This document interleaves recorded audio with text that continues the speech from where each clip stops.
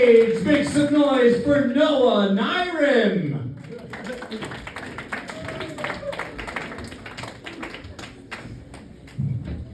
So just to clarify, last week coming off stage, this pasty-faced white host, right? Like the whitest Wonder Bread there ever fucking was. This guy's a majority stockholder in the puppy sweater vest department. Pronounces my name fucking perfectly. He says, "Hey, you Noah when to drop a punchline." Thank you. By the way, anytime you look at an Asian comedian, recognize what you're really looking at? It's a pile of wasted scholarships and ineffective beatings. It doesn't help I was born with this resting kick my ass face. This act that needs to be translated from ancient dork. Also, my friends tell me I'm probably an autistic pervert. I see the world upside down. I do. I look at binder clips and I just see nipple clamps for type A organized femmes. I'm about to turn 45. Yeah, in Asian years, 45 is, still a disappointment. I think bifocals should be glasses for checking out both sexes. Meanwhile, these glasses are so thick when I wear them, I can't read body language or social cues. I'm trying to start an Asian barbecue joint called WOK, Walk the Dog. Totally kidding, I don't barbecue dogs, but if you're a nerdy enough woman, I might eat your kitty. Speaking of eating pussy and dogs, so hot dogs? Any dude who grew up in a backwards baseball cap will tell you that a hot dog is nothing more than scraps that are wrapped up in sheep's intestine. With a Saudi, any biologist will tell you that period blood is nothing more than a woman's uterine lining being shed. Which means period sex is the most kosher. It's hot doggy style. Hey, those of you who are on dates tonight, any man who's afraid to either eat or fuck period pussy, that guy only eats the bun. Last week, a comedian on stage said, "Shout out your love language." So I said, "Manipulation." But I was raised by a tiger mom, which means my love language is cold distance. It means I have one night stands, so I can skip the returns line.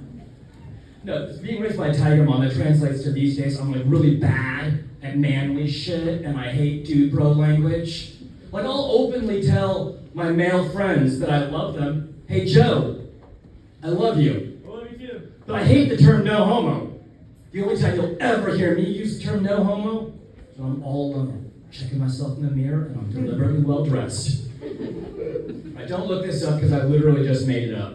But like there's a deleted scene in Planet of the Apes where these two apes are in the gym, they're lifting weights. One ape says to the other, "Hey man, your pectoral muscles are really developing. No homo sapien." Last week I was watching the latest Ocean's 11 movie, and it's like, surprise, they're breaking into a casino vault. So for vault breaking, they hire a safecracker. That's a criminal slang term I just learned. And I didn't just learn it, because my whole life I've been using that term incorrectly. Dude, my whole life, I always thought that term, safecracker, I thought that's how we're supposed to refer to one of the good white people. Anytime one of my friends tells me he falls asleep to white noise, I'm always like, "Okay, so you're hooked on Nickelback lyrics, potato salad recipes, and, way legitimate excuses to bomb Syria." I get it. Everyone in this industry, we all know that one white lady comedian, and the way it works is you're supposed to look at her face before you make the joke, and depending on her face, I still make the joke, just in a more guarded tone. Nobody else on the planet will ever tell you this part, but I will. That white lady will protect you from the cops. It's not even a joke. It's because she believes in the police almost as much as we do. Also, the biggest, take it from hookup guy, the biggest freak in your social circle will always be on the cutting edge of the news. Whoever introduces anal lingus to all the other femmes always knows what has red number 4 in it. She's a freak. I'm a whore, I know this, because legislation knows no safe words. I used to always get accused of mansplaining. Surprise! So now I deliberately get these vague, watered-down answers, like this whole set. So I get accused of gender fluid-splaining. Fresh graduated OBGYN. She was all nervous about delivering her first mammogram.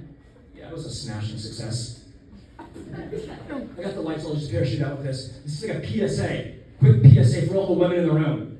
Not all guys are fucking gross, okay? Just the ones who say not all of us. 150% of those ones. Also, I love it when people give 150%. because then I'm free to get half a fuck. Just to clarify, I'm going to walk that last joke back before I leave. I am totally including myself in that last statistic. I know that I'm a fucking gross guy. I know for a fact I'm gross. The reason I know, any room I've ever walked into, I've always been the only guy in that room perverted enough to know that STEM, that's just code for I'm good with toys.